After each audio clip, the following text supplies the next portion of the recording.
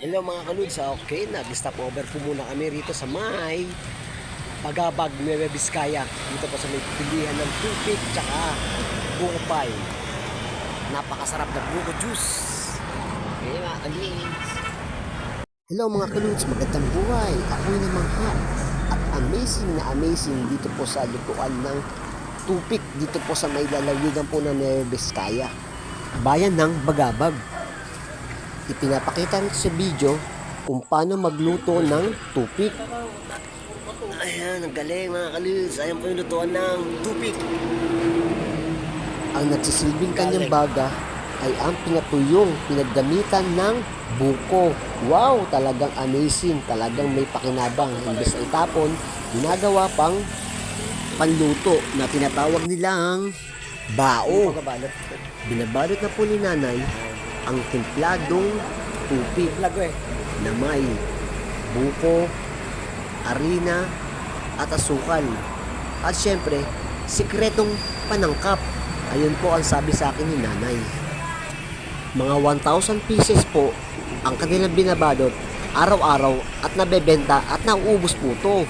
Ganyan po kasarap ang tupik dito. At kung maubos man to, agaran po silang magbabalot at depende po sa dami po ng tao na bibili na masarap na tupik. At dito rin po makikita ang pinagmamalaki ng taga Nueva Vizcaya Bagabag, ang G&B Buko Pie. Makikita po sa video ang dami ng nagpapark upang bumili ng buko pie at tupik dito po sa lalawigan ng Nueva Vizcaya, Bagabag.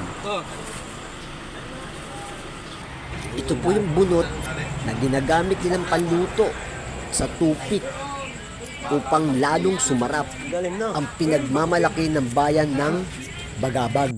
Ilang minuto minuluto yan? Tagal-tagal din sir, depende sa apoy. 10 to 20 minutes ganun. Kapag 30 minutes siguro, pag bagong lagay. Matagal na ba nag-ooperate to?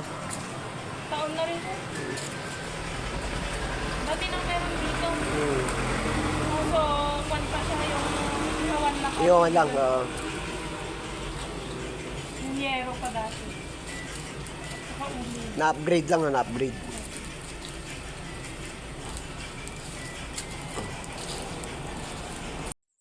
Mapapansin at makikita sa kanilang lutuan ang kalinisan at kagandahan, kaya maaakit ang lahat para bumili ng tupik.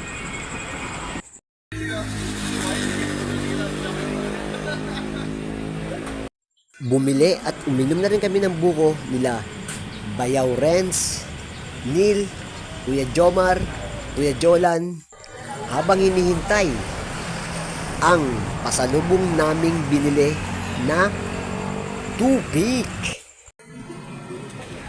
Puting mga bato. Mga ilang buwan bago palitan yan? Taon din sir. Taon din. Ito po ang lutuan ng tupik Ilog yan sir. na gawa sa hollow blocks, simento, plates na bakal, at ang sinasabi ng pampasarap na bato na puti na galing sa kanilang ilog. Tapos puro bato, no? At mga bunot na binilad na pinagamitan ng mga buko ang nagsisilbing pagluto ng pinakamasarap na tupik dito po sa Nueva Vizcaya, bayan po ng Bagabag. Kung kayo po'y babiyahe patungong norte, Nueva Vizcaya, Isabela, hanggang Tuguegarao, tiyak nadadaan at makikita nyo ang bilihan ng tupik dito po sa bayan ng Bagabag. Kaya mga kaludes, iba ang may alam. Thanks for watching at maraming salamat po, and God bless po sa inyo lahat, and I love you all. Ingat po kayo sa biyahe.